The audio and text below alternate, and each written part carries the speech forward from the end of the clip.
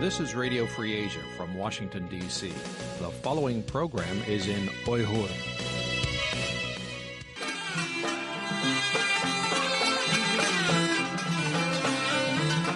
Erkin Asya Radyosu. Erkin Asya Radyosu.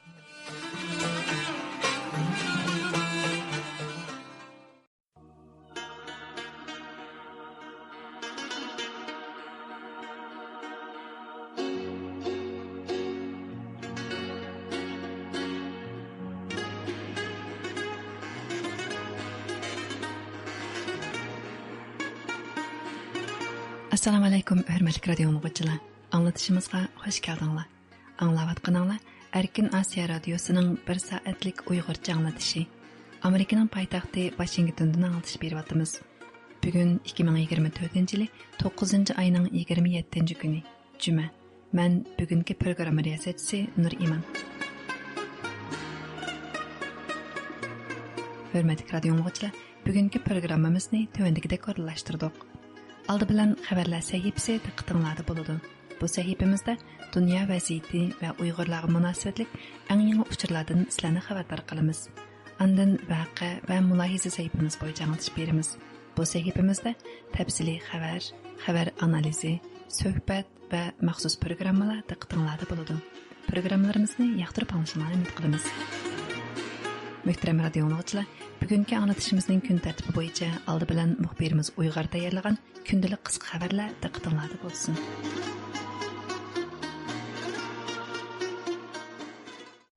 Amerika Kengash Palata a'zosi Marco Rubio'nun torbedagi xabarga asoslanganda, Marco Rubio va Amerika Davlat Majlisi qarmog'idagi Amerika Xitoy strategik raqobat favqulodda komitetining raisi John Molinar Amerika Davlat Majlisiga Xitoyga solingan mablag'dan tuvan nisbatda o'sma ilishni bekor qilish mazmunidagi vatanparvarlik mablag' solish qonuni loyihasini sungan. Ularning bu vaqtdagi bayonotida mundaq deyilgan: Wall Street ko'chasidagi nurg'un pul muomala shirkatlari kommunistik Xitoyga mablag' solishni tanlayotdi. Ular Xitoy armiyasini kuchlantirib, majburiy amgakka tayinlayotgan shirkatlarga necha $100 milliard to'kib beryotdi. Savdo qoidasiga xiloflik bu qilmish Amerika savdo sohasini og'ir darajada vayron qildi. Buning Amerika xalqiga, Amerika iqtisodiga foydasi yo'q. Shundaqla bu Amerikaning davlat bexatarligiga tahdid paydo qildi. Mana shu sabablar tufaylidan Marco Rubio va John Molinar Xitoydagi davlat bexatarligi sohasiga mablag' solgan Amerika shirkatlaridan yuqori boj olishni ishga oshiradigan bu qonun loyihasini tunishtirgan. Navoda bu qonun loyihasi rasmiy qonunga aylansa, bundan keyin har qanday Amerika shirkatining mushu sohalarga mablag' solishni moliya jihatdan cheklanadi ekan. Amerika Davlat Majlisi o'tgan bir hafta ichida Xitoyning tahdidiga qarshi 25 qonun loyihasini ma'qullagan bo'lib, ular biologik xavfsizlik qonun loyihasi, Xitoyning odamsiz uchqunlarga qarshi turish qonun loyihasi, Vatan xavfsizlik ministrligining Kunz instituti va Xitoy shirkatlarini cheklash qonun loyihasi, Amerikaning to'qliq avtomobil sohasini Xitoyning monopol qilishidan saqlash qonun loyihasi qatorliq qonun loyihalarini o'z ichiga oldi ekan. John Molinar 12 sentabrda qilgan so'zda bu 25 qonun loyihasining Amerikaliklarni Xitoy Kompartiyasining harbiy, iqtisodiy, texnika va ideologik tahdidiga uchrashdan qo'g'daydiganligini bildirgan. Amerikaning yuqori darajalik davlat mudofaa amaldori Xitoyning yadro energiyalik bir suv osti paraxotining portiga yaqinlashganda cho'kib ketganligini aytgan. Xitoy hukumatı hozirgacha bu voqeaga aloqador hech qanday inkos qaytarmagan. Ko'zatuvchilar Xitoyning uzundan buyon yangi tipdagi yadro energiyalik suv osti paraxotini taraqqiy qildirishga tirishayotganligini ilgari surmoqda. Reuters agentligining 27 sentabrdagi maxsus xabariga asoslanganda, Amerikaning bir yuqori darajalik davlat mudofaa amaldori 26 sentabr kuni bayonot berib, Xitoyning eng yangi tipdagi yadro energiyalik hujumchi suv osti paraxotining bu yilning 5ida cho'kib ketganligini oshkorlagan. U bayonotida yana bu hodisaning harbiy quvvat va dengiz urushidagi suv osti paraxotining texnika qobiliyatini kengaytirishga jiddiy tirishayotgan Xitoyga ig'ir zarba bo'lganligini ta'kidlagan. Xitoyning navbatda Amerikadan qolsa dunyodagi eng chong dengiz armiyasi kuchini shakllantirishga urinayotganligi, hatto bu jihatda Amerikaga ochiq oshkora raqobat e'lon qilganligi ma'lum. Egallanishicha, Xitoyning navbatda 370 dan ortiq zo'r tipdagi urush paraxoti bor bo'lib, Xitoyning yana yadro o'q beshi saplangan yangi bir avlod yadro energiyalik suv osti paraxotini yasashga kirishganligi bilinmoqda. İsmini oshkorlashni xohlamagan Amerikaning yuqori darajalik bir davlat mudofaa amaldori bu vaqtda so'z qilib mundaq degan: Xitoyning yangi bir avlod birinchi darajalik yadro energiyalik hujumchi suvosti paraxoti bu yil 5 oydan 6 oygacha bo'lgan araliqda ma'lum bir portning yonida cho'kib ketdi. Reuters agentligining bildirishicha, Xitoyning Washingtondagi elchixonasining bayonotchisi bu hodisa to'g'riliq so'ralgan savoldan o'zini qochirib, siz tilga olgan ahvoldan xabarimiz yo'q ekan. Hozircha bu to'g'riliq sizga berilgan uchurimiz yo'q degan. Amerikaning yuqori darajalik davlat mudofaa amaldori bu hodisaga qarata mundaq degan. Bu hodisa Xitoy ozodlik armiyasining ichki mas'uliyati va Xitoyning davlat mudofaa sanoatini nazorat qilish sistemasiga qarata texmi cho'nqur savollarni paydo qiladi. Xitoy davlatlik istatistika idorasining sonliq ma'lumotida ko'rsatilishicha, Xitoyning sanoat topgan foydasi oldingi yilga qaraganda 18% tuvallagan.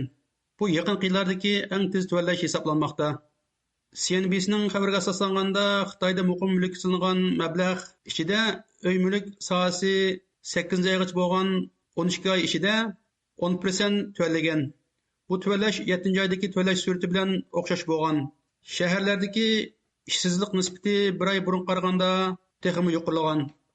Doktor Andreskor qatorliq mutaxassislarning qarashicha, Xitoy hukumatining nomuvofiq siyosiy qarorlar bilan iqtisodni boshqarishi sabab bo'lgan uy mulk krizisi, yerlik hukumatlarning qarzga petishi, Xitoy hukumatining chet el shirkatlari va mablag' solg'uvchilarni nishon qilgan zo'mgarlik siyosatlari yaqinqi mezgillarda chet ellik mablag' solg'uvchilarni Xitoydan yiroqlashtirmoqda ekan.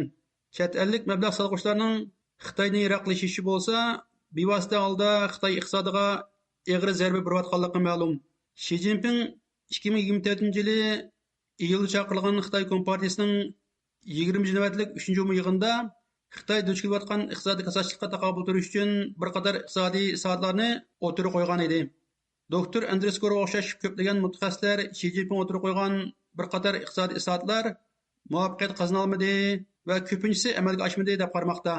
Raymond Kor, Gordon Chang va Anders Kor qatorliqlarning o'rtaq qarashicha Shi Jinping davlat ichidagi bir yurish iqtisodiy masalalarni hal qilish uchun mablag' solishni o'stirish, sanoatni taraqqiy qildirish va eksport miqdorini oshirishni emas, aksiya bozor va iqtisodiy qurilmani isloh qilishni birinchi o'ringa qo'yishi hammadan bak zarur ekan. Amerikaning yuqori darajalik davlat mudofaa amaldori Xitoyning yadro energiyalik bir suv osti paraxotining portiga yaqinlashganda cho'kib ketganligini aytgan.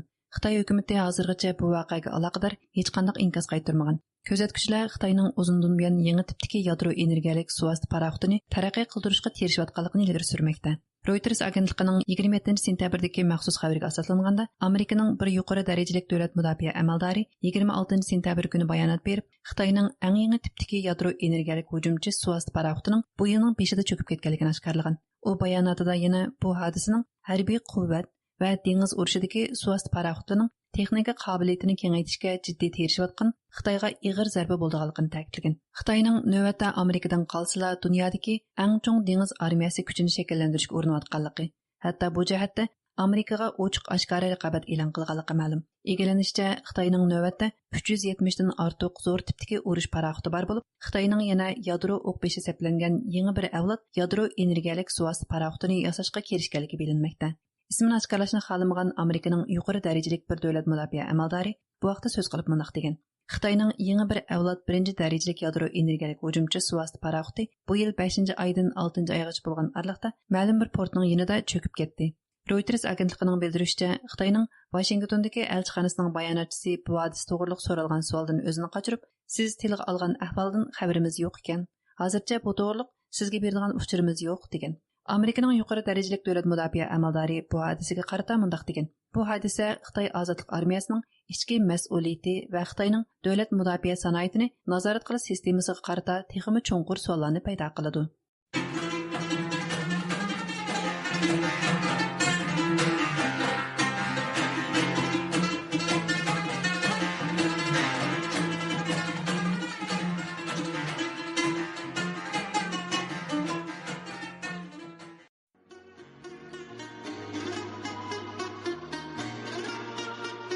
Muhtaram radio dinləyicilər, Amerikanın paytaxtı Washingtonda anlatılan bir saatlik Uyğurca anlatışımız davam qılıbatadı.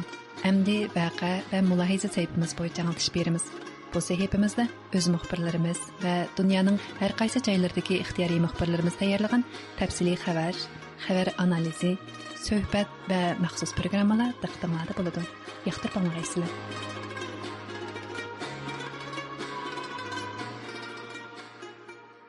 Kommunizm Qurbanlari Xotira fondining sahifxonligida chaqirilgan 10-ci növbətlik Xitoy munbiri yig'inida radiomiz ziyoratini qabul qilgan doktor Adrian Senes Xalqaro əmgək təşkilatının Uyg'ur elidagi majburiy əmgək masalasidagi roli va kelgusi yo'nalish haqida o'zining o'ylaganlarini biz bilan o'rtoqlashdi. U o'tirg'a qo'ygan davlat tarafidan yurgizilgan lagersiz majburiy əmgək yangi hukmi Uyg'urlarning hozirgi vaziyatini tushunishda yangi bir nuqtai nazar bilan ta'minladi. Doktor Zenizning qarashicha, bu xil majburiy əmgək shakli an'anaviy turma əmgəkidan farqli bo'lib, texmi murakkab va keng ko'lamli xarakterga ega ekan. Tövəndə muxbirimiz Shahrizodning doktor Adrian Zeniz bilan o'tkazgan suhbatining tafsilotini anglaysizlar. Xalqaro əmgəkçilər təşkilatının məcburi əmgəkə bolğan muamilisi və Xitoydagi məcburi əmgək əhvalı haqida köplügən münazirələr davamlaşıyotgan bir paytda tədqiqatçı doktor Adrian Zeniz bilan bu məsələ toğrusida bir söhbət ötküzildi. Doktor Zeniz söhbət jarayonida Xalqaro əmgəkçilər təşkilatının bu məsəledəki roli və kelgusi yo'nalishi haqidagi tahlillerini o'tirg'a qo'ydi. U o'tirg'a qo'ygan davlat homiyligidagi lagersiz majburiy əmgək hukmi Uyg'urlarning hozirgi vaziyatini tushunishda yangi bir nuqta nazar bilan ta'minlaydi. Doktor Zanizning qarashicha, bu xil majburiy əmgək shakli an'anaviy turma əmgəkidan farqli bo'lib, texmi murakkab va keng ko'lamli xarakterga ega. Suhbatda doktor Zaniz Xalqaro əmgəkçilər təşkilatının bu məsələyə bo'lgan muomalasida ko'rilgan o'tmishdagi yetarsizliklar va yaqinqi ijobiy o'zgarishlarni tafsiliy tushuntirdi. Bulublu mazkur təşkilatның 2024-yildagi yangi xizmat nishonining ahamiyatini alohida ta'kidladi. Buningdan sirt, doktor Zaniz davlat homiyligidagi majburiy əmgəkning dunyo miqyosidagi umumiy ahvoli bilan Xitoydagi ahvoli o'rtasida qanday farqlarning borligini aniq misollar orqali ko'rsatib berdi. Texmi muhimi, xalqaro jamiyatning Xitoydagi majburiy əmgək masalasiga qanday muomala qilishi kerakligi haqida qimmatli taklif fikrlarni o'tirg'a qo'ydi. Dr. Zens, you mentioned the shift in the international labor organizations focus from state-imposed forced labor laws to modern slavery. Doktor Zens, siz Xalqaro əmgəkçilər təşkilatı öz diqqətini davlat homiyligidagi majburiy əmgək qonunlaridan zamonaviy qulluqqa yetkiganligini tilga aldingiz. Sizningcha bu o'zgarish xalqaro tashkilotlarning Xitoydagi Uyg'urlar va boshqa oz sonli millatlarga qartalgan əmgək kuchlarini o'tkazish loyihasi to'g'risida so'z qilishiga qanday ta'sir ko'rsatdi? So this shift, I think, had profound negative implications, given that the ILO just started to develop its measurement and indicator framework quite recently in 2001. Xalqaro əmgəkçilər təşkilatının 2001 yıldan başlap özünün ölçəm göstərgüç sistemini işləp çıxanlığını nəzərdə tutqanda bu yetkinliklərin səlbi təsirini bəkmi çoğ boldu deyiş mümkün. Xalqaro əmgəkçilər təşkilatının diqqəti zamanıvi qulluqqa və xüsusi şirkətlərin xalqaralıq təminləş zəncirgili mərkəzləşib qalğanlıqdan dövlət homiyligidagi məcbur əmgəkni bayqashqa dair göstərmələrini tüzüb çıxarmagan idi. Bu yetersizlik Özbekistanның paxta məhsulotini bahalash jarayonida dastlab bo'lib ko'zga chiliqdi. Şunlaşqa 2017 yılı Şinjandagi vaziyat keskinleşkende bu xildagi tayyorliqsizlik texmi aniq namoyon bo'ldi. Xalqaro əmgəkçilər təşkilatının bu məsələyə qandaq tədbir qo'llanganligi və ko'rsatkichlarning qaysi yo'nalishda taraqqiy qilganligi nihoyat mujmal idi. Shunga meningcha buning salbiy oqibatlari nihoyat ko'rinarli bo'ldi. Biroq baxtimizga yarasha bu yilgi yangi ilgirlashlar bu ahvolni bir baldoq tuzatdi. And so I think the negative consequences were quite significant. But thankfully, they have been compensated by the new development this year. In your recent research, you highlighted key weaknesses in the IOL's. Yaqinqi tadqiqotingizda siz Xalqaro əmgəkçilər təşkilatı sistemisidagi ajallik ojizliklarni, bo'libmi ularning davlat homiyligidagi əmgək sistemasiga emas, aksicha ish o'rinlariga markazlashib qolganligini ta'kidladingiz. Bu yetarsizliklarning Şinjandagi majburiy əmgakka qarshi turish tirishchanliklariga bo'libmi yig'ilish lagerlarining sirtidagi ahvollarga qanday ta'sir ko'rsatganligi to'g'risida tafsiliyroq tushuncha bera olamsiz? Yeah, so the focus on assessing visible indicators of forced labor at workplaces. Bo'ladi.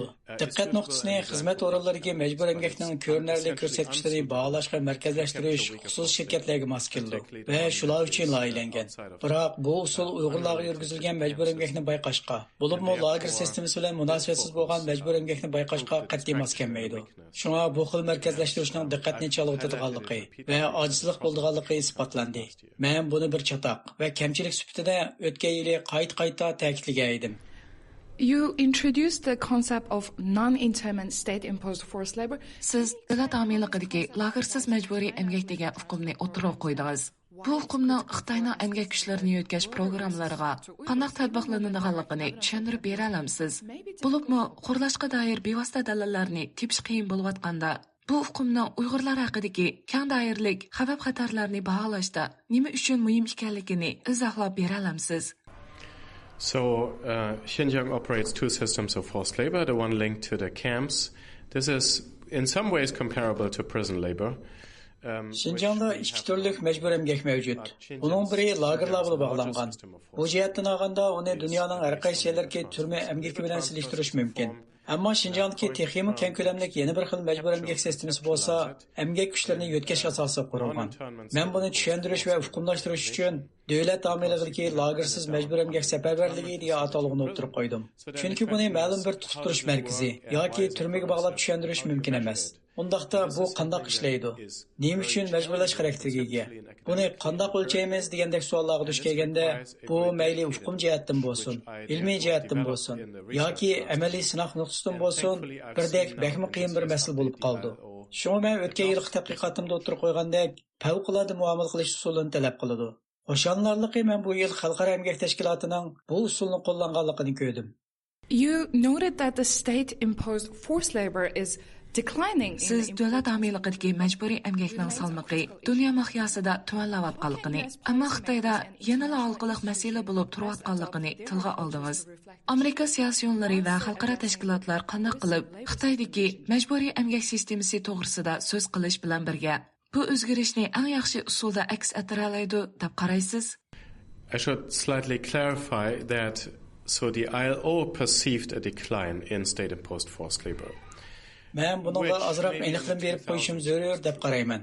Xalqaro emgakchilar tashkiloti davlat ameliqidagi majbur emgakni aziyotidi deb o'ylab qolgan bo'lib, bu hol darvaqa 2000-yillarda rast bo'lgan bo'lishi mumkin. Ammo 2010-yillarda davlat ameliqidagi majbur emgakning qayta avjilayotganligini ko'rdik. Ammo xalqaro emgak tashkiloti bo'lsa buni bayqayolmagan. Dal mush sababdan men buning qandoqlarcha ko'payib mengayotganligini tekshirishni muhim deb qarayman. Xalqaro emgakchilar tashkiloti dastlabda bu ko'payishni hisobga olmagan edi. Ammo yaqinda Xalqaro emgakchilar tashkiloti bu jihatda yetishib kelyapti. In your view, how should the international community balance addressing xalqaro jamiyat majburiy emgak sohasidagi ba'zi aniq hodislarga ifoda bildirish bilan Xitoy davlati bosh bo'lib ijro qilayotgan va Uyg'urlarga o'xshash Xitoy bo'lmagan millatlarni nishonlagan harakatlarning keng ko'lamlik sistemalar xavf-xatarlariga ifoda bildirishni qanday moslashtirish kerak? So, for company-based private forced labor, it continues to be appropriate and necessary to focus on specific instances, measurable instances of forced labor.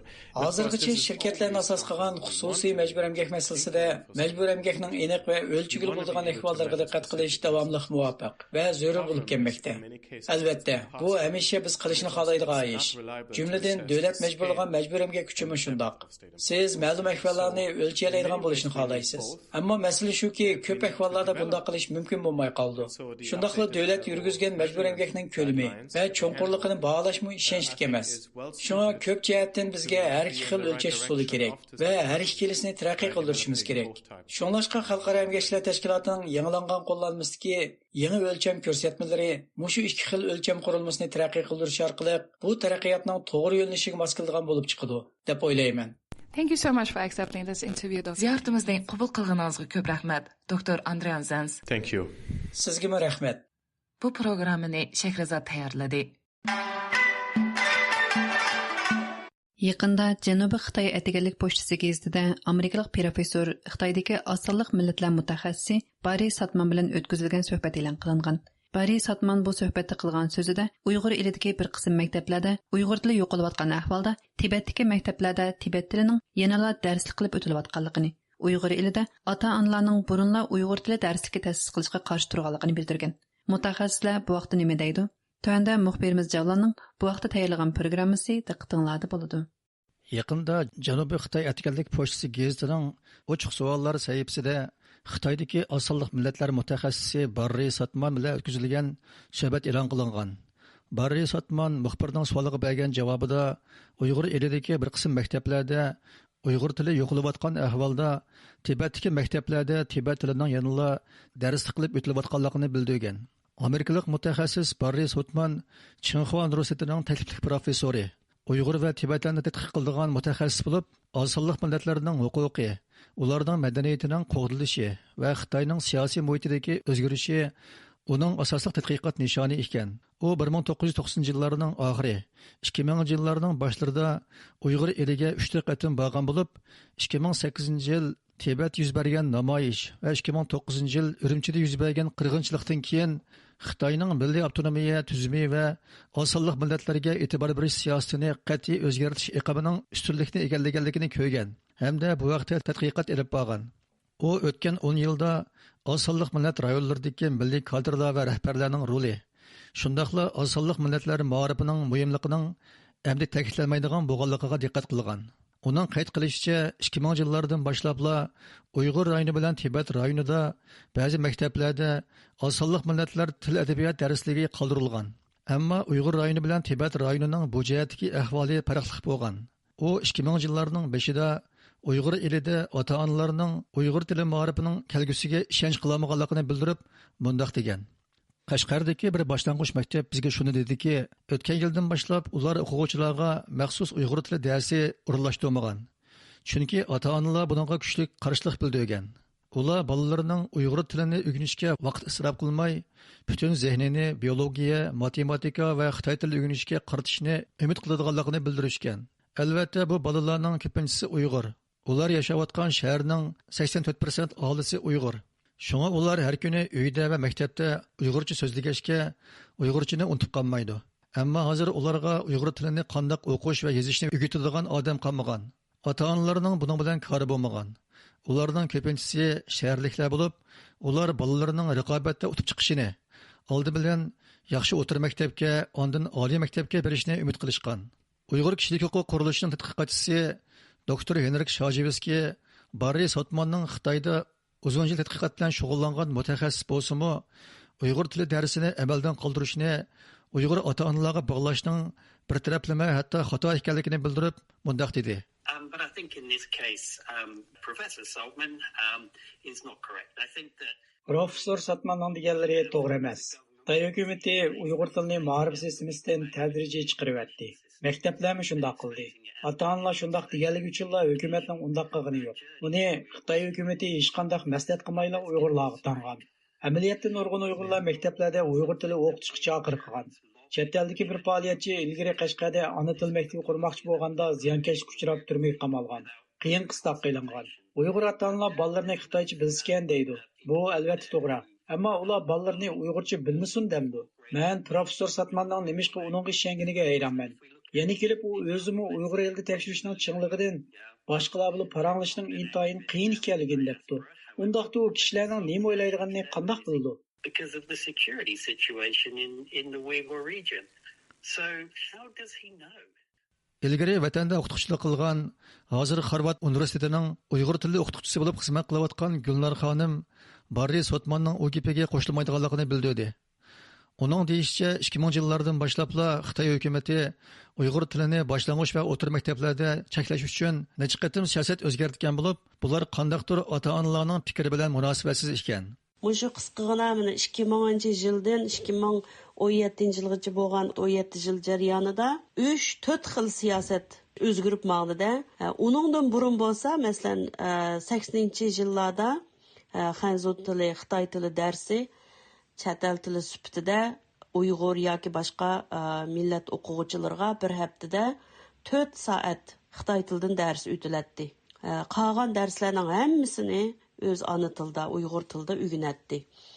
Keyin bu 2000-yilga kelganda qo'sh til ma'rifi ostidagi til siyosati yo'l qo'yildi. Mushu hatto boshlang'ich maktabda hamma darsni ona tilida o'qib, to'liqsizga chiqqandan keyin ba'zi darslarni, ya'ni bo'libmi tabiiy fan darslarni Xitoy tilida, qolgan ijtimoiy fan darslarni Uyg'ur tilida o'qiydigan siyosatning qurboniga aylangan bir turkum o'quvchilar bordi. Undan keyin bu bolalar to'liq o'tirg'i chiqmaylam, hamma dars Xitoycha bo'lib, faqat ona til adabiyot darsi haftasiga 2 soatlam o'tildigan holatga tushib qolgan. Shuning bilan o'quvchilarda bir xil bizarlik, darsga qiziqmaslik, mushta ahvollarmi ko'rilgan. Men bununğa şahit, şu zamanlarda men şu yerdə idim. Amma bu qandaqdır ata-analarning maylicha, ixtiyoricha balalarimiz ana tilini o'rganmasin bo'ldi. Bu darslarning hammani xitoycha o'rgansa, texmi zamonga loyiq adam bo'ldi degan ko'z qarashlardan emas. Bu butunlay shu davlatning til siyosati sababidan mushundaq bo'lgan. Barri Satman ayni chaqda Uyg'ur ziyolilarining bu ahvoldan qattiq andish qiladiganligini bildirib, mundaq deydi. Osonliq millat ziyolilari shuningdan ansirganki, Uyg'ur bolalari Uyg'urcha so'zlashni emas, o'qish va yozishni o'rganishi kerak. Shundala ular o'z millatining adabiy asarlari bilan uchrasha oladi. Barri Satman muxbirga bergan javobida Tibet rayonidagi ahvolning Uyg'ur rayoniga o'xshamaydiganligini, nurg'un tibetiklarning o'zini Tibetga ham Xitoyga tava deb qaraydiganligini, Xitoyga bo'lgan o'chmanlikning qolmaganligini, til jihatdan bir sistemaga tava ekanligini, shunga Xitoy hukumatining ulardan ansirmaydiganligini, nurg'un tibetiklarning qo'shtilliq, bolalarining qo'shtilliq ekanligini, maktablarda har haftada taxminan 5 soat Tibet tilida o'qish va yozish darsi o'tilganligini, bu jihatda Qashqardagi boshlang'ich maktab bilan farqlanadiganligini aytgan. U yana navbatda Xinjiang masalasi bo'lmagan taqdirdami Tibet masalasining barbara kichiklab yo'qolib ketadiganligini, Dalay Lama o'lgandan keyin bo'lsa, u masalaning tamoman qolmaydiganligini bildirgan. Ichki Mong'oldagi Mong'ollarning ahvolimi Tibetlarga o'xshab ketadigan bo'lib, keyingi yillarda Ichki Mong'olda Xitoyning Mong'ol tilini ma'rifdan qoldirish siyosatiga qarshi namoyishlar chiqqan bo'lsa-mu, tezla besiqtirilgan va Mong'ol tili yanada amaldan qoldirilgan. Ya'ni yaqinqi 10 yilda Xitoy hukumatining Xitoy tilidan boshqa tillarni ma'rifdan chiqarib tashlash siyosati qattiq besim bilan ijro qilingan. 2016 yil 9 oydan boshlab Uyg'ur elidagi Uyg'ur tili o'qitishi butun maktablarda cheklangan. Gulnar xonim Xitoyning Uyg'ur tilini cheklash siyosatining atalmish qo'sh til ma'rifidan boshlanib, 2017 yil Uyg'ur tilini barliq maktablarda cheklash bilan tamomlanganligini, buning sepi o'zidan madaniyat qirg'inchiligi ekanligini ta'kidladi. Xitoyning Uyg'urlarga elib borgan til siyosati, qo'sh til ma'rifi degan qalpoq ostida 15 yil vaqt ichida 3 xil til siyosatini yo'l qo'yishi albatta bu bir millatningki til va madaniyati qarta qirg'inchilik elib berishning boshlanishi hisoblanadi. Bir millatni yiltizdan quritish, yo'q qilish uchun oldi bilan uning tiliga hujum qilgan.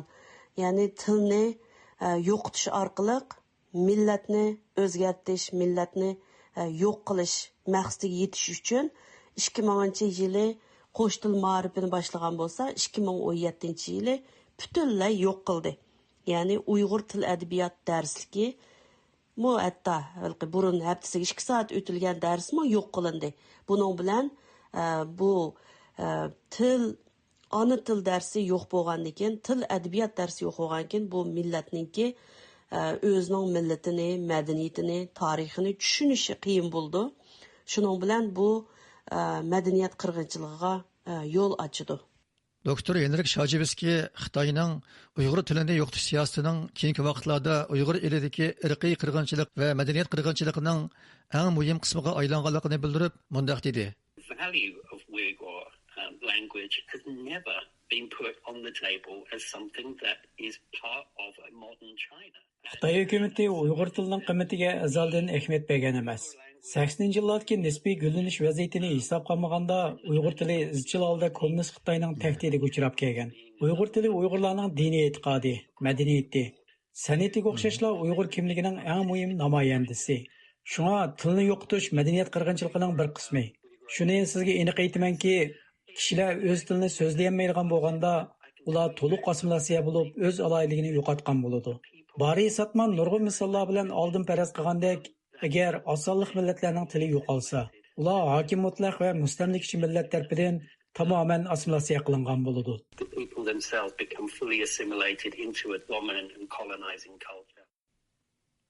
Bu suhbatda yana professor Barri Satman Uyg'ur elida terrorlikning mavjud ekanligini, qayta tarbiyalash markazlarining haqiqatan asabiylikni tugutish, texnikalik ishchilarni tarbiyalash uchun qurilganligini aytgan. U yana yaqinqi mezgilda Xitoy matbuotlariga so'z qilib, Xinjiang haqida chiqqan ayıplash va qaralashlarning Amerikaning bir siyosiy strategiyasi, Xitoyga qarshi tashviqotining bir qismi ekanligini bildirgan edi. Biz uni ziyorat qilishga tirishgan bo'lsak-mu, xatimizga javob qaytarmadi. 26 sentabr kuni Amerika Davlat Majlisi zalida Muhaciratdagi Uyg'ur ayol faoliyatchilari nomli kitobning tarqatilish murosimi o'tkazildi. Uyg'ur davosidagi ayollar harakatining barliq kelishiga turtki bo'lgan diniy, siyosiy va psixologik omillar asosida Uyg'ur irqiy qirg'inchilik yo'ritib berilgan bu kitobning tarqatilish murosimi kuchli diqqat qo'zg'adi. Tövəndə bu vaqtdagi tafsiliy uchurlarni muxbirimiz İradadan anglaysizlar. Yaqında Kanadadagi Concordia Universitetining yordamchi professori doktor Susan J. Palmer mustaqil tadqiqotchilardan Dilmurod Mahmud va Abdul Muqtadir Udun qatorliqlarning o'rtaq avtorligida Muajiratdagi Uyg'ur ayol faoliyatchilari nomli kitob nashr qilingan. Bu kitob Markaziy Nyu-Yorkdagi Bloomsbury nashriyati tomonidan nashr qilingan bo'lib, 26 sentabr kuni kitobning tarqatilish munosabati bilan Amerika Davlat Majlisi binosi ichida bir yig'in uyushtirilgan. Kitobda Uyg'urlar uchrayotgan irqiy qirg'inchilikni dunyoga tanitishda muhim rol o'ynayotgan lager shahidlari va hamda ayol faoliyatchilarning hikoyalari o'rin olgan. Uningda Zumrat Davud, Mehrigul Tursun, Zubayra Shamsiddin, Roshan Abbas, Raima Mahmud, Ruqiya Turdosh, Arzigul, Raziya Mahmud, Dilnur Rayhan, Gulchehra Xo'ja qatorliq 10 nafar ayolning hikoyasi nuqtaliq yoritilgan. 26 sentabr kuni o'tkazilgan bu yig'inga kitob avtori Susan J. Palmer xonim, Amerika Tashqi ishlar ministrligining Uyg'ur majburiy emgakining oldin olish qonuni bo'yicha diplomatik moslashtiruvchisi Erika Koena xonim, Zumrat Davud, Mehrigul Tursun, Roshan Abbas va Alfidar Iltabir xonimlar taklif qilingan.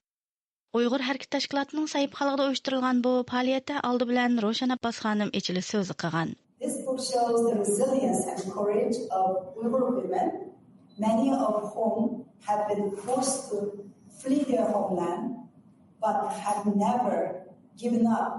O sözde mandaq degan.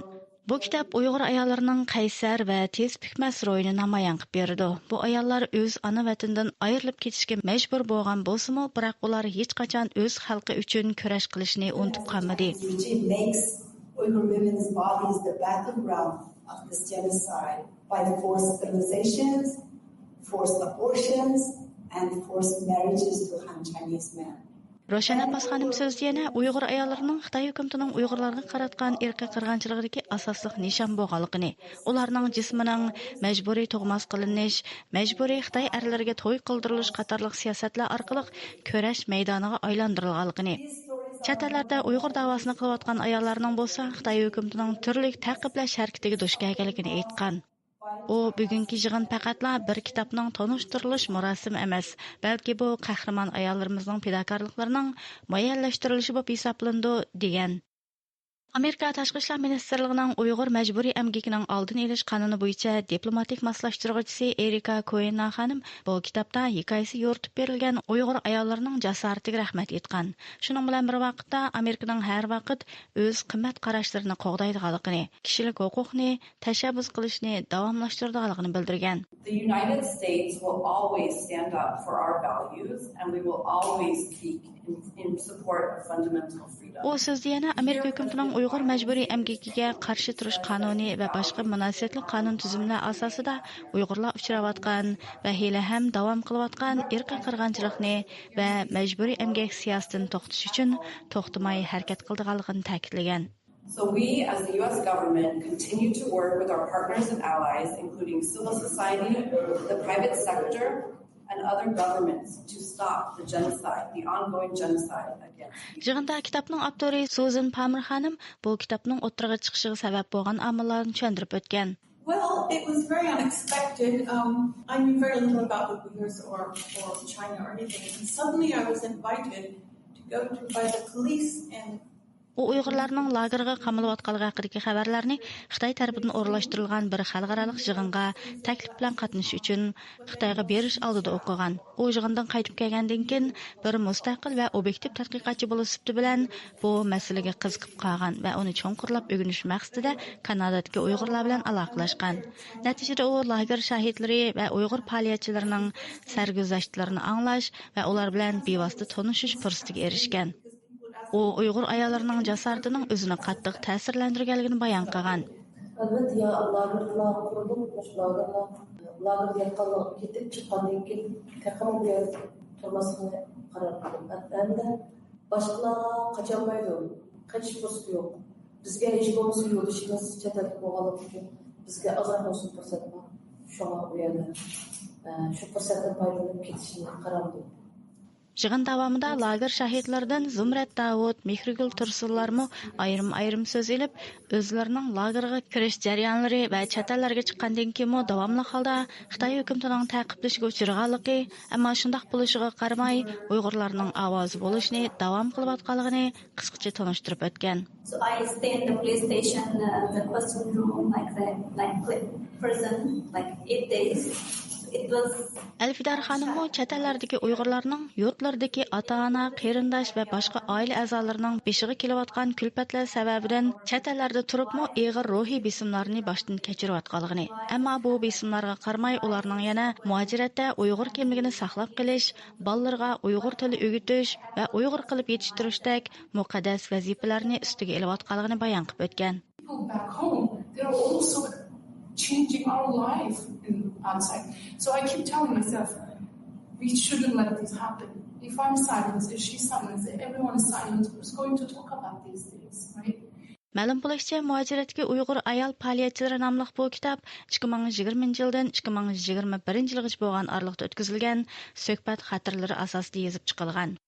Uningda Uyg'ur da'vosidagi ayollar harakatining barliq kelishiga turtki bo'lgan diniy, siyosiy va psixologik omillar bayon qilingan. Hamda yuqoridagi ayol faoliyatchilarining Xitoy hukumatining Uyg'urlarga qaratgan irqiy qirg'inchiligini oshkorlashda o'ynagan hal qilg'uch roli yoritib berilgan. Hurmatli radio tinglovchilar, bu programmani irada tayyorladi.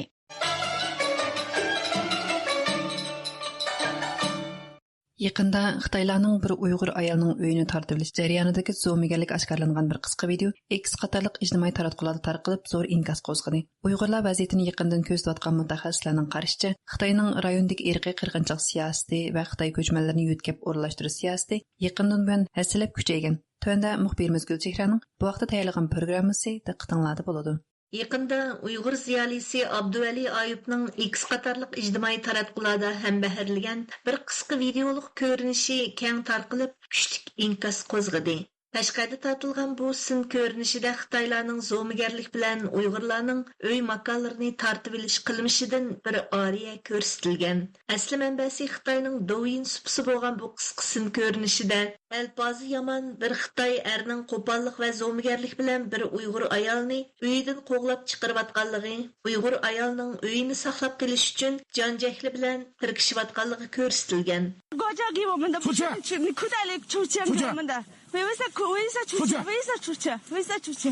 不出去，拉住。 Kuzatuvchilarning diqqatini tortgan bu qisqasin ko'rinishi o'zlarining aslidagi uy joylaridan mahrum qolgan Uyg'urlarning navbatda majburiy ko'chirilib borgan uylardimi qo'g'ilnayotganligi, har vaqt ko'chman Xitoylarning hayvisiga uchrab turganligi, hayotining hech qanday kapolatga ega emasligini ko'rsatib bergan.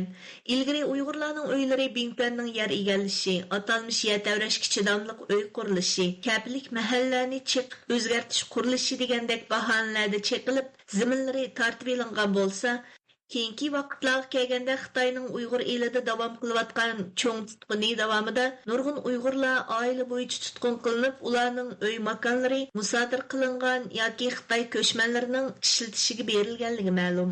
Xitoyning Uyg'ur elining janubini xitoylashtirish qadamini tezlatishi natijasida Uyg'urlarning an'anaviy mahallari chekilib, kent va yezlar bo'yicha majburiy ko'chirilgan. Ular bütün mahalla bo'yicha Xitoycha turmush usuliga loyihlashtirib, sarangi qipidek yasalgan va yuqori texnikalik taqib sistemasi o'rnashtirilgan Qo'rshav tomliq o'ltiraq rayoniga ko'chirilgan. Uyg'urlar bu rayonlarda qurilgan Xitoy zavod korxonalarida majburiy emgak qilishga majbur bo'lgan. Uyg'ur dehqonlarining uy va terilg'u yerlarining hukumat tarafidan bu xil usullarda tartib elinishi Uyg'ur dehqonlarini namratlik va beqindilik holatiga duchor qilgan. Bu bir qator majburiy tadbirlar orqasida Uyg'urlar yolg'iz o'z tuproqlariga bo'lgan igdorchilik huquqini emas, balki jamoat va mahallaga bog'langan ma'naviy hayoti hamda an'anaviy turmush odatlaridan mahrum bo'lgan. Bu qisqasining manbasi va uning orqasidagi sirlar haqida aniqroq ma'lumot olish uchun mazkur sin ko'rinishini ijtimoiy taratqularda ham baharlagan Abduvali Ayubni ziyorat qildik. Bu ish nada bo'lgan desangiz, bu Toshqo'rg'onning Tog'arma degan yerda bo'lgan ekan. Yezdi hukumatning taxtisini ko'rdim. BBCda Tog'arma deb turdi. Bu shu Uyg'urlarningki uy ichi qilish bilan munosabatli. Bu yerdagi yangilik qarang. Bu şu bizningki vatanni boshliq bazasiga aylantiramiz degandan keyin bu salohiyatlarni barpo qilibdi-da. Bu Xitoy o'zi buyruq qilyotdi va uning keyinda soqchi kiyim kiymagan kishilar bor hamdi. Shunday bo'lgan chog'da bu Xitoylar shu kooperativni qurgan Xitoylar o'zi qilayotgan bo'lishi mumkin endi buningki. Uyg'ur dehqonlarninki yerini tortib olish burunqidek soqchilarning armiyaning vositasi bilan emas. Şu yerlik qurilgan kooperativlarning bevosita aralashayotganlik bo'lishi kerak bu ishga. Yezliq hukumat, kent hukumati deganlar moslashib kishilarni yersiz qo'yishga kirishayotgan bo'lishi kerak endi. Darvaqa Xitoy hukumati Uyg'ur elini 8 cho'ng ishlab chiqarish bazasiga aylantirish, shuning bilan birga rayonni muhim dehqonchilik ishlab chiqarish bazasiga aylantirib, Xitoyning ochliq va yemaklik ta'minlash bexatarligiga kapolatlik qilish strategiyasini o'ttirg'a qo'ygan edi. Yaqinqi mezgillarda Tarim vodisidan iborat dehqonchilikqa eng mos keladigan Mumbat tuproqqa ega va nupusning 90% dan ko'p qismini Uyg'urlar tashkil qiladigan janubdagi 3 viloyat, bir oblastda Xitoyning jiddiy xitoylashtirishni yo'l qo'yayotganligi ma'lum. Uyghur Abdunum Rayonluq Partikomining sekretari Ma Xingri 15 sentabr Charchanda rayonning oylik afzalliklarini to'liq joriy qildirish, yer boyligidan unumli foydalanish, terilg'u yer ko'lamini yanada kengaytirish qatorliq ko'rsatmalarni berganligi Xitoy doiralarining rayonda keng ko'lamli dehqonchilik egiligini taraqqiy qildirish planini oshkorlagan edi. Bu əmdilikdə g'oyat zo'r turkumdagi Xitoy ko'chmanlarining dehqonchilik qilish bahonasida Uyg'ur elining janubida yerlashishga sharoit hozirlayotganligidan bishorat bermoqda. Abduali Ayub X'da ham baharlagan qisqasin ko'rinishiga Yevropadagi mustaqil tadqiqotchi Nirulla Alimami inkas qaytirgan. U o'zining X hisobida bu sinni ham baharlab mundaq deb yozgan. Bu videoda Xitoy amaldor bu ayolni uyidan qo'g'ladi va yo'qol degan iborani ishlatdi. Hukumat tarafidan o'ltiraq uylarga ko'chirilgan Uyg'urlarning barliq harakatlari qattiq nazorat ostida bo'ladi. Bu xil ko'chish turida Uyg'urlarning zimini, uyi va hayoti kontrollikda elindi. Bu o'ltiraq uylar ularning emas. Ular davomli qo'g'lab chiqarilish tahdidiga duch keladi. Nirulla Alima ziyoratimizni qabul qilib, o'zining dal Uyg'urlarning uy makonlaridan mahrum qoldirilishi temasida tadqiqot elib berayotganligini bildirdi. Uning qarshicha Xitoy hukumatining Uyg'urlarni yangi o'ltiraq mahallaga ko'chirish strategiyasi ularning Uyg'urlarga elib berayotgan irqiy qirg'inchilik siyosati bilan parallel holda kuchaytirilgan ekan. Janub taraflarda bunday ahvollar bo'lib turavergan. Xi Jinping chiqqandan keyin qarsangiz janub tarafdagi xavfli kunlar bu siyosat yana texno tatbiq etdi. Ba'zilarni bular lagerga tashladi, ba'zilarni turmaga tashladi, ba'zilarni bir yerdan yana bir Xitoyning yerlarga yoki janub tarafdan shimol tarafga ham shunday taraflarga majburlab yutkab mecbur emgak kızdı. Ama yani bazı adamlarını ularni özünün kuruyatkan uydan yez bulandı yer uyunu taşlatkız edip yanıma nim koyup mesela açıp uylar karşısınız sırp karşısınız bütün uylar karşısınız şu Hansulanın yaşaş usulda yazgan uy. O hem uylar mu okşaş. Ki o uy Uygur'un uyuyu emas. O Xitoy hükümetinin uyu. Demek ki o Uygurlar özününki burununki uydan ayrıldı. Uygurlarınki yaşayışlarınki nemesine kontrol kılış. Onunki her haftada Xitoyniki kadrlar Uygur kirib, aşına kirib tekşiraydı. Bir milletninki erkin yaşaş hukukunu tatib olgan rad qilayotganga kirdi. Qirg'inchilikning bir shakliga kirib qirg'inchilik qilayotganga. Amerikadagi mustaqil kuzatuvchilardan tungan ziyolisi Maju apandining qarshicha Xitoyning Uyg'ur diyorida davom qilayotgan Uyg'urlarni yer zamindan mahrum qoldirish siyosati Xitoyning Uyg'ur diyorini mustamlik qilish, Uyg'ur xalqini eritib yo'q qilishni o'z ichiga olgan irqiy qirg'inchilik siyosatining bir parchasi ekan. U bu vaqtdagi qarashlarini mundaq bayon qildi.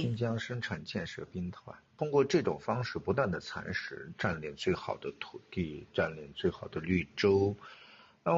İlgiri Xitoylarning zo'mgarlik bilan Uyg'urlarning uy makonlarini tortib olishi Xitoy Uyg'ur diyorini ishg'ol qilgandan keyin qurilgan Bintonning kengayimchiligida eng gavdalik bo'lgan edi. Ular Xitoy hukumatining mustamlik siyosatidan foydalanib Uyg'ur elining eng munbat, eng boy yer zaminlariga ega bo'lib olgandi. Hozirgi ahvol qaraydigan bo'lsak, Xitoy hukumati Uyg'urlarni yiltizidan, ya'ni uy makonlaridan ko'chirib tarqoqlashtirmoqda. Ularning o'z zaminiga an'anaviy hayotiga bo'lgan bog'lanishni uzib tashlamoqda. Eng razil taraf shuki, Xitoy kommunist hukumati hökuməti bu xil aşkara müstəmləkəçilik siyasətiga boy qilish, namratlıqdan qutuldirish degandek chiroyli qismlarni qo'yib payazlamoqda. Bu xil tadbirlar bir tarafdan Xitoy ko'chmanlarining Sharqiy Turkistonga yerilishini ilgari sursa, yana bir tarafdan Uyg'urlarni uysiz, makonsiz yashashga majbur qilmoqda. Oqibatda ularni jon beqish uchun Xitoy o'lkalariga sarson sargardon bo'lib ketishga qistamoqda. Men buni Xitoy hukumatining Uyg'urlarni eritib yo'q qilish siyosati, ya'ni irqiy qirg'inchiligining davomi deb qarayman. 持续不断的在发生，而且是几十年来一直都在发生，把维吾尔人的种族灭绝进行的细度和深度占。 Mustaqil tadqiqotchi Nurullah Alima yana navbatda Xitoy Kompartiyasining bir tarafdan Xitoy ko'chmanlari orqali rayondagi emgak kuchini to'liqlash, yana bir tarafdan o'zining iqtisodiy krizisini hal qilish uchun yuqorqidek usullar orqali Uyg'ur rayonini, bo'libmi Uyg'urlar asosli nopusni tashkil qiladigan Janubni to'liq xitoylashtirish siyosatini kuchaytirayotganligini bildirdi. U yana Xitoyning Uyg'urlarni yer zaminlaridan ayirib, ularning diniy e'tiqodiy, madaniyati va milliy kimligini suslashtirib, oxirida butunlay yo'qotishni maqsad qilayotganligini oshkorlash uchun bu ahvollarni hujjatlik holda dokladlashtirishning ta'xirsizligini ta'kidladi. Agar Xitoy hukumatining qilayotgan ishini isbot qilish uchun bo'lsak, buni birinchi o'zimiz isbotlarni yaxshi tepish kerak, ana o'xshamaydigan yerlarga deyish kerak bo'lmasa, bundaq agar biz lagerlarni so'zlayversak, turmini so'zlayversak, hammadan diqqat shu tarafga chetilib ketadi. Majid kelganchaqni diqqat qilish kerak. Chunki Xitoy hukumat Uyg'urlarga har qanday bir xo'shal hamma narsani Uyg'urlardan tortib oldi. Oldiga ta'sir bo'ladi, chavriga ta'sir bo'ladi.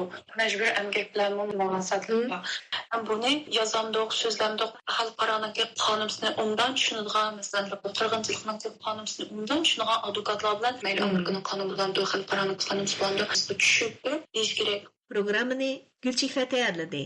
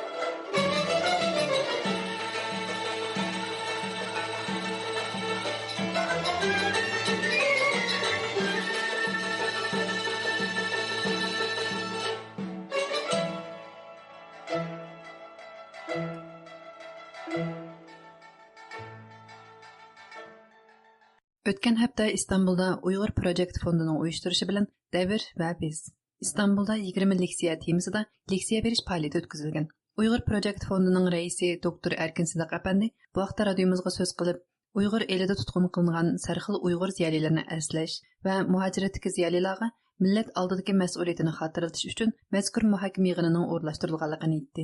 Tövəndə İstanbulda turishliq ixtiyoriy muxbirimiz Arslan bu vaqtda tafsiliy ma'lumot berdi. 21-22 sentabr kunlari Uyg'ur Project Fondining uyushtirishi bilan İstanbulda chaqirilgan Devir va Biz İstanbulda 20 leksiya 2024 temasidagi yig'inda ichilish so'zi qilgan Amerika Alam qatnash idorasining injeneri Uyg'ur Project Fondining raisi Dr. Erkin Sidiq Efendi biz bu faoliyatimiz orqali Uyg'urlarning yo'qolib ketmaganligini va yo'qolib ketmaydiganligini isbotlaymiz dedi. Biz mushundaq faoliyatlarimiz orqali eng kam degandimi Uyg'urning yo'qolib ketmaganligini hamda yo'qolmaydiganligini isbotlaymiz. 2023 yilda boshlab chaqirilayotgan mazkur leksiya faoliyati muhojiratdagi Uyg'ur ziyolilarini bir yerga jam qilib, Uyg'ur jamiyati duch kelayotgan turli ijtimoiy masalalarni keng kushoda muhokama qilishning bir qatimliq fursati deb qaralayotganligi ma'lum. Yig'inga dunyoning o'xshamagan joylaridan kelgan Uyg'ur ziyolilar, shuningdek Turkiyadan ko'p sonda ziyolilar va yoshlar qatnashdi. Assalomu alaykum, dunyoning har qaysi joylaridan kelgan millatlik ustozlar, mehmonlar va yig'in ishtirokchilari. Uyg'ur Project fondi tarafidan o'ylashtirilgan Istanbulda 20 leksiya 2024 endi muhokama yig'iniga xush keldinglar. Doktor Erkin Sidiq apandi yig'in orlig'ida ziyoratimizni qabul qilganda bu yillik yig'inning maqsadi to'g'risida to'xtalib, mundaq dedi. Bizniki vatandagi sarxil ziyolarimiz asosan g'oyib bo'lib ketdi. G'oyib bo'lmay sirtda yashayotganlari bo'lsa, o'ziniki aslidagi bir ziyolilik rolini millatni yetaklash, millatni ideologiya bilan ta'minlash, millat duch kelgan masala haqida bir yo'l ko'rsatish rolini o'ynaydigan rolidan butunlay qolib qoldi. Endi chet elga chiqib olgan bir qism ziyolilarimiz bor, qo'lida qalam turadigan, maqola yozadigan. Endi men shu uzun muddat o'ylab, shu ziyolilar hozirgidek bir davrda millat uchun qandayroq rol o'ynab beradi. Nima qilish kerak? To'liq o'ylanib, bir leksiya faoliyati o'rnashtiraylik deb uni Istanbulda 20 leksiya deb atab o'tgan yil tunji qatimligini qildik. Bu yil ikkinchi qatimligi asosligi navbatda Uyg'ur millati duch kelgan masalalar, uningki kelib chiqish manbasi va uni hal qilishning tadbir amallari. Mushaqda ziyolilar biroz boshqa turib, o'zining o'ylaganlarini o'tirib qo'yib, uni avom xalq bilan bahranib endi o'rtoqlashib, bir narsa qilaylik deb o'tgan yil o'tirib chiqdik. O'tgan yil bu faoliyat pek yaxshi bo'ldi. Yig'in qatnashgan vakillar o'xshamagan temalar bo'yicha doklad berdi. Angliyadan kelgan Uyg'ur ziyolisi Isa Alkun apandining Uyg'ur madaniyatining 2000 yillik iznasi nomli maqolasi. Shivsiyadan Muxtor Ablakim Jamboz apandining Muhojiratda Uyg'ur san'ati haqida nomli maqolasi. Shivsariyadan kelib qatnashgan Uyg'ur ziyolisi doktor Abdurshid Abdushukur apandining navbatdagi istiqtoksiz urush o'zak chip urushi degan temadagi doklati. Taklimkan Uyg'ur nashriyatining mas'uli Abdujalil To'ranning Muhojiratdagi Sharqiy Turkiston mustaqillik harakati nomli maqolasi va dunyoning har qaysi joylaridan kelgan 20 nafar Uyg'ur ziyolisining maqolalari qatorida o'qib o'tildi. Doktor Erkin Sidiq apandining bildirishicha, bu qatimqi yig'inda leksiya so'zlash uchun dunyoning har qaysi joylaridagi Uyg'ur ziyolilaridan 32 kishi 38 parcha maqola yozgan. Ularning ichidan 20 parcha maqolaning avtori bu yig'inga taklif bilan qatnashgan hamda o'z maqolalarini cho'rdigan asosda so'z qilgan. Bu yil 32 yozuvchi 38 parcha maqola tayyorlab berdi. Aslida maqolaning soni undan ko'proq, ba'zilari baholashni o'tmaydi endi. Shularning ichidan 20 kishi Istanbulga kelib leksiya so'zlab berishga ma'qul bo'lib, ashanglamoq faoliyatini o'tkazib turyapmiz.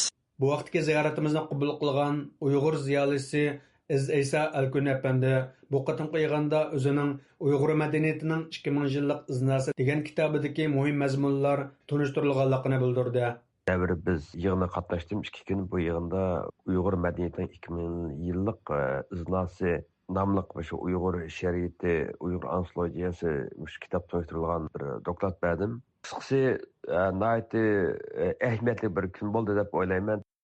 Bugungi xalqimizning beshiga kelayotgan ig'ir kunlarni yozuvchi, akademik, san'atkorlarimizniki qanchalik ziyonkashlikka uchrayotganligi, Uyg'urlarning yozish erkinligi, fikr qilish erkinligi, kitob nashr qilish erkinligini cheklaganligi mushaqda o'z fikrimni ijodiyatimga bog'lab turib bayon qildim. Suhbat ziyoratimiz jarayonida doktor Erkin Sidiq apandi Uyg'urlarning o'z milliy nishoniga yetishda umidsizlanmaslik kerakligi to'g'risida fikr bayon qilib, mundoq dedi.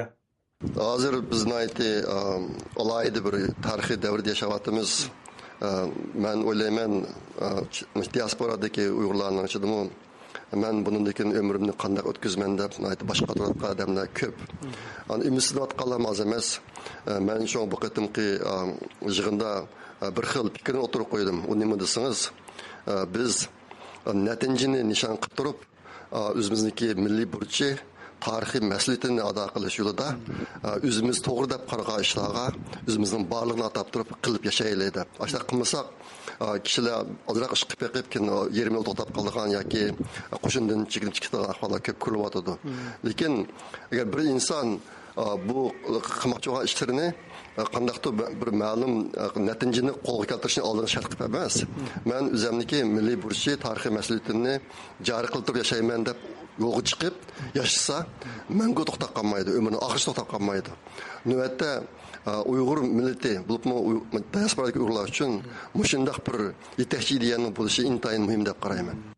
Biz yana bu yig'in to'g'risida fikr qarashlarini ilish uchun Shvetsiyadan kelib yig'in qatnashgan Dünya Uyg'ur Yazg'uvchilar jamiyatining sobiq raisi, yazg'uvchi Abdushukur Muhammad apandi bilan suhbat olib bordik. Ziyoratimizni qabul qilgan Abdushukur Muhammad apandi bu yig'inda muzokara qilingan masalalar to'g'risida to'xtalib, mundaq dedi. Uyg'urlarda bir Uyg'urlik ingi, Uyg'urlarning tarixiy kulturi haqida bir tushuncha qilish, shundaqla Uyg'urlarning hozirgi vaziyatini Uyg'urlarning qalbiga singdirish, shu orqali Uyg'ur hozir nimkun ko'ryapti, biz nima ish qilishimiz kerak, qanday qilsak hozirgi zulmdan, hozir bo'layotgan bu qiyin kunlardan qutulib yangi bir hayotga erisha olamiz degandek mush temlarni cho'rdigan asosda xalqni bir uyg'otish, ya'ni tashkillash asosiy maqsad qildi. Abdushukur Muhammad apandining aytishicha, bu yig'in jarayonida mo'l mazmunliq va rangdor leksiyalar orqali Uyg'ur tarixi, tibobatchilik, iqtisod va boshqa sohalardagi mazmunlar yoritilgan. Shuningdek, yig'in qatnashchilariga bu sohalar bo'yicha bir maydon jonliq leksiya berilgan. Bu yig'inda so'zlangan leksiyalar maqolalar to'plami shaklida nashr qilingan bo'lib, yig'in qatnashchilariga haqsiz tarqatildi. Bu qatimliq yig'in kelar yili yana o'xshash vaqtda yana bir qatim chaqiriladigan bo'lib, muhojiratdagi Uyg'urlar orasida fikr va mavqe birligi hosil qilishda muhim ahamiyatga ega deb qaralmoqda. Hurmatli radio anglovchilar, bu programmani Istanbuldan Arslan Tash tayyorladi.